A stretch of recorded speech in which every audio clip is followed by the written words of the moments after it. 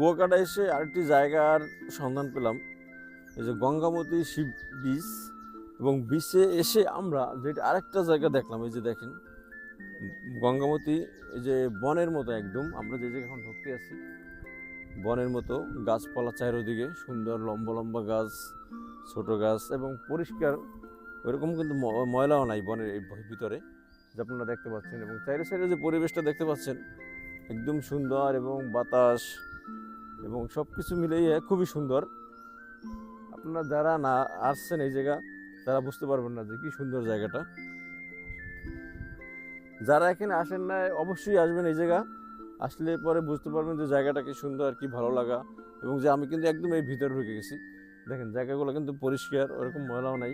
এবং সৌন্দর্যটা কি দেখেন, গাছগুলো দেখেন, কিন্তু ম্যাক্সিমাম গাছ একই সারিতে, এবং খুবই ভালো লাগে একটা জায়গা।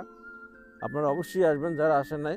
আমরা তো দেখি অনেকে আসি কিন্তু ওই জায়গা থেকে চলে যাই, এই জায়গায় আসি না, আমরা অনেকে জানিও না যে এই যে এত সুন্দর জায়গা এই জায়গা আছে, এত সুন্দর।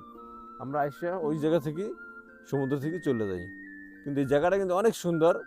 আপনারা অবশ্যই আসবেন যারা আসেন নাই, না আসলে খুবই মিস করবেন।